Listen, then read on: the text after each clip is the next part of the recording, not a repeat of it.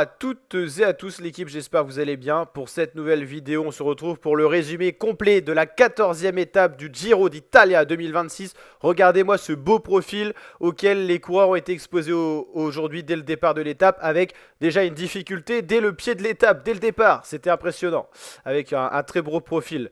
Courte distance, redoutable pour les jambes, serpentant sur les hauteurs de la vallée d'Os. Cette 14e étape condense 4200 mètres de dénivelé positif. C'est tout simplement énorme.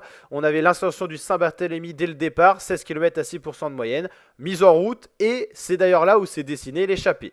Les porteurs des différents maillots au départ de l'étape: Eulalia en rose, Paul Magnier, notre français, meilleur sprinter maillot cyclamen, meilleur grimpeur maillot bleu Azzurro, Jonas Vingegaard, maillot blanc de meilleur jeune Giulio Pellizzari, par procuration parce que c'est aussi Eulalia le meilleur jeune. Le classement général au départ de cette 14e étape: le podium, Eulalia, 33 secondes plus tard Vingegaard, à 2,03, Runsman, un peu plus loin Félix Gall, O'Connor, Hindley, Storer, G, Pellizzari, Harper. C'est parti pour cette étape, très belle étape qu'on attend aujourd'hui. Le temps est parfait, ça attaque dès les premiers kilomètres. Tarozzi à l'offensive pour la Bardani, le coureur italien se dresse sur les pédales dès les premiers hectomètres de l'étape. Quelques coureurs de la formation UnoX bougent aussi à l'avant du peloton. Attaque d'un coureur également de la Polti Visite Malta, Mattia Baïs en tête. Ça attaque de partout dans la première difficulté. On va voir si on peut vous agrémenter d'un peu plus d'images. On a pris vos commentaires en considération, mais comme je vous le dis à chaque fois pour ceux qui connaissent, en raison des droits d'auteur, on ne peut pas vous mettre trop d'images de cette course-là. Mais voilà, on partage avec vous les présentations d'étapes, tout ça. Donc on fait au maximum, tout simplement. On fait au mieux. Donc on va aller voir quelques images pour agrémenter ce résumé. On va laisser tout ça charger. Par contre, on commence sur un col. Donc les sprinters en bavent dès le début. C'est le cas de Jonathan Milan, lâché très rapidement. Attention au délai pour le sprinter italien de la formation Lidl Trek. On sait que sur les étapes courtes, on n'a pas des délais très larges. Donc attention pour les sprinters. Le leader du classement général s'inflige un effort inutile. C'est vrai que l'Alio était très mal passé. Il était dans la cassure. Il a été obligé de revenir pour remonter. Donc petite erreur de placement et pas très bien accompagné par la Bahreïn également. À l'avant, on a toujours les mêmes coureurs qui bougent un peu toutes les journées. Giulio Ciccone, très remuant depuis le début du Tour d'Italie. On a qui d'autre? On a Cepeda, Hamilton, Arietta, Woodpulse et encore Jonathan Narvaez, déjà vainqueur de 3 étapes. Petit groupe à l'avant, donc ça bouge, ça anime la course. Tandis qu'à l'arrière, le groupe éto des sprinteurs, rouleurs et des non-grimpeurs se crée tout simplement pour arriver dans les délais. Crevaison de Michael Storer, un des prétendants peut-être au général et à la victoire aujourd'hui. Donc pour faire un point sur la situation, à 124 km de l'arrivée, on a déjà bien roulé, 22 coureurs à l'avant et ils ont 18 secondes d'avance sur le peloton. C'est pas très grand, hein. Jan Christen vient d'attaquer au sein du groupe et tente de s'isoler à l'avant avec quelques coureurs. Christian Scaroni est peut-être souffrant, en tout cas le coureur italien, leader sur le général, est en grande souffrance depuis aujourd'hui et depuis quelques jours. Donc il est déjà distancé lui du peloton, même peut-être plus loin que le groupe Eto. Michael Storer, après son ennui de crevaison, est de retour dans le peloton assez aisément. Il est en forme, hein, Storer, pour la Tudor. Et on a 2 coureurs en tête pour aller en haut du premier col et se disputer les points: Van der Lee pour l'AIF et Christen pour la UAE. Pareil, Yann Christen, on le voit beaucoup à l'avant. Ils ont une légère avance sur un groupe d'une vingtaine de coureurs et une 18 sur le peloton. Ça commence à creuser l'écart entre le peloton et l'échappée. Paul Magnier en queue de peloton, il va bientôt être distancé, mais il a l'air en forme. Il était encore au sein du peloton à mi-col, à la moitié du premier col. Voilà, quelques images pour agrémenter donc ce résumé. C'est les attaques du début d'étape. Donc là, on est même un peu trop avancé. Ça, c'est les attaques du début d'étape. Voilà, on va se corréler avec ici. Donc Van der Lee prend la tête du groupe de tête. Ok, donc en tout cas, le premier col, en haut du col, on avait 2 hommes isolés, Van der Lee et Jan Christen. Van der Lee fait le plein de points pour le grimpeur, 40 points, Jan Christen 18 points. Donc ça, c'est le duo de tête. Et plus loin, Ciccone, Rubio, Arietta, Cepeda, Marc Denovan et Juliansen. Le classement de la montagne provisoire, toujours Vingegaard en tête. Pablo Sevilla, vous savez, le coureur qui avait fait beaucoup d'échappées en Bulgarie, qui avait pris beaucoup de points, 60 points. Et Van der Lee, rien qu'avec aujourd'hui, il a pris beaucoup de points, hein, 40. Il en avait déjà 15, donc ça fait 55. Félix Gall, 48. Rubio, 36. Toujours le duo de tête, mais ils attendent le groupe de poursuivants. En fait, Jan Christen et Jardy Van Der Lee se disent qu'à deux, ça va être trop dur. Donc, ils attendent tous deux le groupe d'une vingtaine de poursuivants. Ils ont bien compris que cette tentative était infructueuse et ça menait à rien.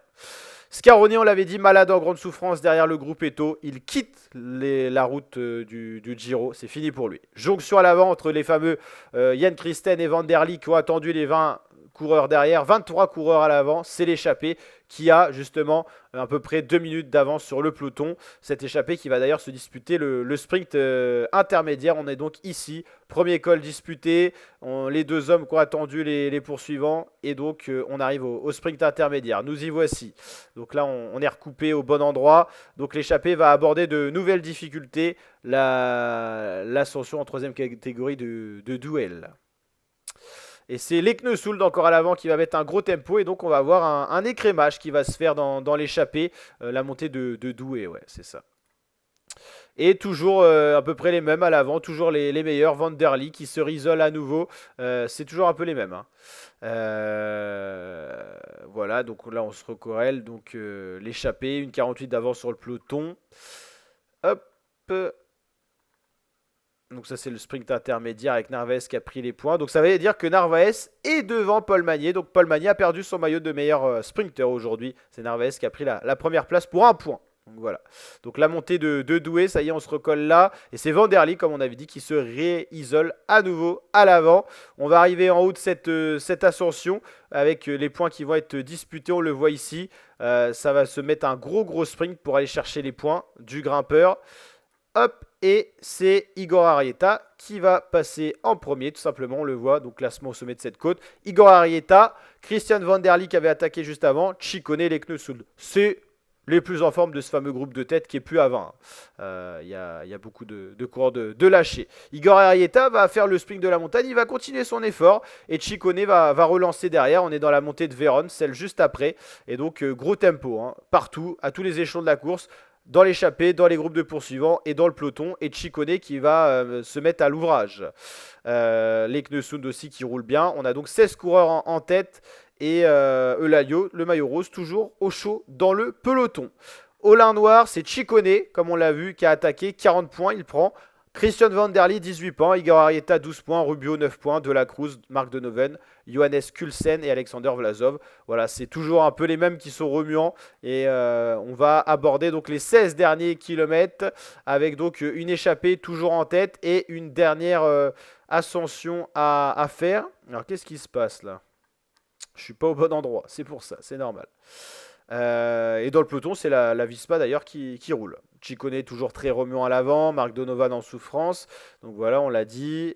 Le classement de la montagne, toujours dominé par Vingegaard, mais il y a des coureurs qui se replacent. Van Der Lee qui a bénéficié de 40 points aujourd'hui, Ciccone qui a bénéficié de 40 points aujourd'hui, et Pablo Sevilla s'écroule dans ce classement. Voilà. Et dans le groupe de tête, il y en a qui galèrent en descente. On sait que David de la Cruz, c'est pas le meilleur descendeur. Marc Donovan, Juan Pedro Lopez, c'est pas les meilleurs descendeurs. Alors ils perdent beaucoup de temps, quoi. Voilà, on va se recouper. Donc 27 coureurs dans le groupe maillot rose. Tous les leaders sont à peu près là. Dans l'échappée, ça bouge beaucoup. On arrive au sprint Red Bull. Donc on est juste au pied de la dernière difficulté. La montée de Pila. C'est Marc Donovan devant De La Cruz, Jan Hirt, Pedro Lopez, Ciccone. Ça nous permet de voir qui est en tête. Et Juan Pedro Lopez qui est devant imprime un gros rythme. Le coureur de la formation Movistar roule pour Enric Mas ou Ener Augusto Rubio. Donc en tout cas, Juan Pedro Lopez se met à la planche pour les autres. Eulaio, en dernière position du peloton, ça commence à inquiéter. On est dans les 13 derniers kilomètres de l'étape, on est dans l'ascension finale. C'est exactement ce qu'on a vu avec le résumé. Juan Pedro Lopez qui roule à l'avant du groupe de tête et la Visma qui roule dans le peloton de 27, quoi. Et Eulaio qui commence à être en difficulté. L'échappée, donc avec souvent les mêmes coureurs à l'avant qui mettent le plus de rythme, Ciccone, tout ça, tandis que Eulaio est distancé à 8 km du sommet. Il est vraisemblablement en train de perdre son maillot rose. Il a quand même fait beaucoup d'efforts jusqu'à maintenant. Donc Eulaio distancé. Ça, c'est notre Français de la Tudor qui est distancé également. Et là, c'est Derek J qu'on voit juste devant. Donc 3 coureurs de distancés. Et à l'avant, c'est Leknessould qui se fait reprendre par le peloton. On voit c'est Sepkus qui roule déjà. Et donc à l'arrière du peloton, on voit des coureurs comme Pellizzari. Là, c'est Storer qui est ici. Et et encore un autre Red Bull, c'est Hindley. Bernal est bien là, Rensman aussi, et puis les Visma devant. Donc on voit que le dernier d'équipier de Vingegaard passe son relais. Vingegaard directement dans la roue, facilement reconnaissable. Il a le maillot Azzurro de meilleur grimpeur. Bernal, impressionnant dans la roue de Vingegaard. Il n'était pas très en forme en première semaine, mais ça a l'air de monter en puissance. Arensman, on voit le gabarit de Hindley. On voit ici Storer. Et derrière, c'est compliqué pour Woodpulse qui a été repris de l'échappée. Unibec Rose Rocket, facile à distinguer. Ciccone repris, Rubio repris. C'est un gros tempo que fait ici la Visma. On reste 5 km de montée. Et ça lâche dans le peloton. Vingegaard demande un gros tempo. Il va certainement passer à l'attaque. C'est le cas. Jonas Vingegaard va passer à l'attaque. On va voir qui est capable de suivre Vingegaard. Donc, vous voyez ici Félix Gall qui est juste derrière, qui va essayer de suivre au tempo. Mais Vingegaard s'en va tout seul. Il n'y a plus d'échappée. Et Vingegaard est parti tout seul en tête. Arensman, Hindley et ici Pellizzari qu'on voit à l'écran. Il reste 3 km et Vingegaard s'est envolé tout seul. En montagne, c'est le plus fort. On voit ici Félix Gall qui a déjà perdu 31 secondes depuis l'attaque de Jonas Vingegaard. Le groupe maillot blanc un peu plus derrière et le groupe Arensman encore plus loin. Ici, c'est le groupe Pellizzari Hindley, si je dis pas de bêtises.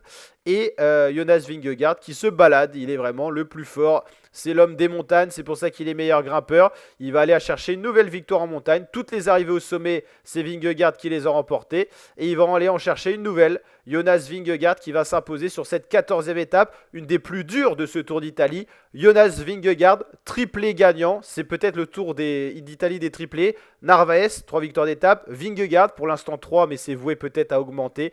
En tout cas, belle victoire de Jonas Vingegaard qui grâce à nouveau la concurrence. On va aller voir le classement de l'étape. Vingegaard s'impose et a mis quand même 49 secondes à Félix Gall. Il y a donc un niveau d'écart entre les deux coureurs. Félix Gall est bien le numéro 2 en montagne. Hindley qui monte en puissance. Il a déjà gagné un Tour d'Italie. Connaît les courses de 3 semaines. 3e position. Piganzoli 4e.